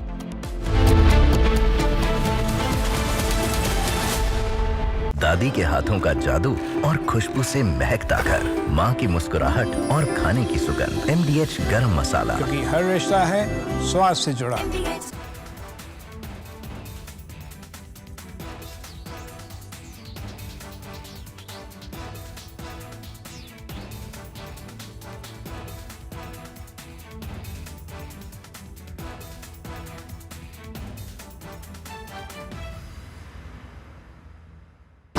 Pure सूजी pasta उबालो मिलाओ और खाओ 8 minute में तैयार क्या taste है सबका राजा hardware masala Himanto Biswa Sarma, good evening. Good evening. And everyone across the countries watched your press conference yesterday. Yes. Now, you see, now that you've done the press conference, you've made some very, very damning allegations against Gaurav Gogoi. Yes. Are you doing it? First question, let's have it out of the way. Are you doing this because you're facing a huge test in your political career with the Assam elections coming up, and he's the person Rahul Gandhi is putting up against you? Arnab, you know Assam. Even I produce a picture of Asim Munir and Gaurav Gogoi. Congress is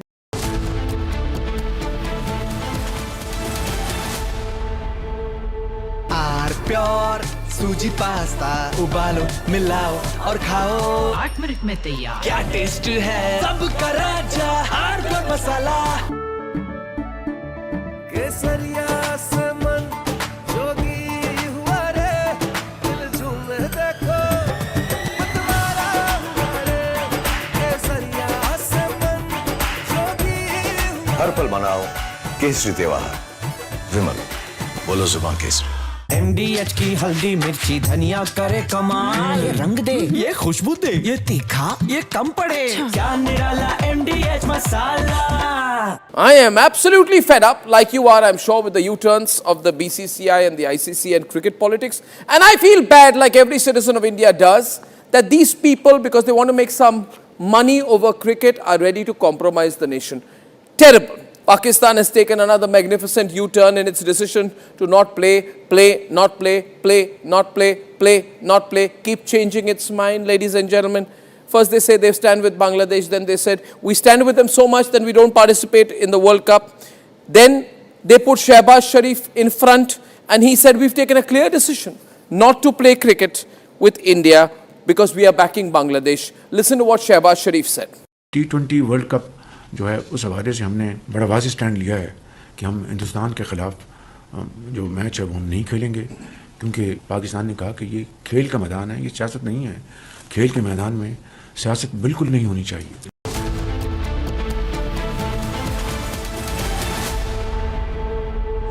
But as well, how the key players of each sector are familiar with AI in order to make it, to transform AI solutions and technological solutions at the service of their objective and not something which will completely and just disrupt their approach. And this is exactly what we want to do, especially in the healthcare sector. And we will have the occasion a little bit later today to illustrate this transformation. It's true on space, it's true on energy, and so on. On the other side, you mentioned frugality. I think the way we want to be part of this race and this global competition is slightly different. When we speak about data, when we speak about energy, I think both India and France do consider that we can do it in a different way. The hyperscalers are organizing this approach. This is why when we speak about large language model, with Mistral AI, we adopted a much more frugal approach. What Yann Lequin is building, by the way, in France, and we are very proud of that, leaving Meta, is clearly another approach to modelize AI, which is much more frugal.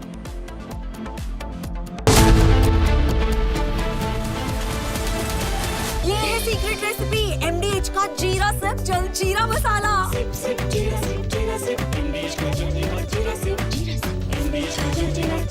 रानी, इस घर में कुछ है जो टूटता नहीं। ये pillar कभी नहीं टूटेगा। रुंगटा स्टील TMT से बना। रुंगटा नहीं तो घर स्ट्रॉन्ग नहीं। रुंगटा स्टील TMT बार एकदम solid.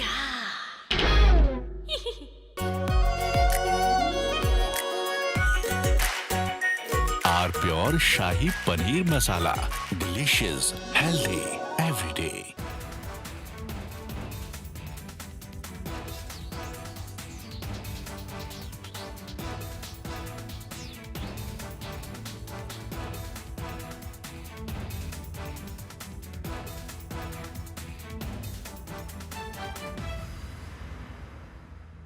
Himanta Biswa Sarma, good evening. Good evening. And everyone across the country has watched your press conference yesterday. Yes.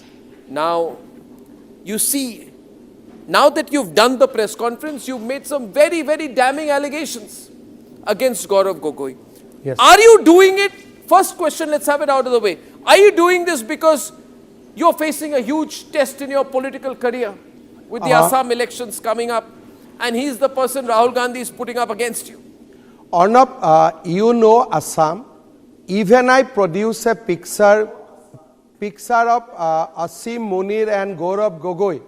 Congress is not going to lose a single vote because whomever the vote, the section of people who vote for Gaurav Gogoi or Rahul Gandhi in Assam, in any case they will vote only Congress.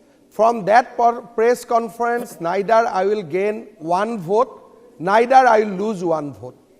But you have said some amazing things. Yes. You said that you think that Gaurav Gogoi visited Pakistan on an invitation from the ISI.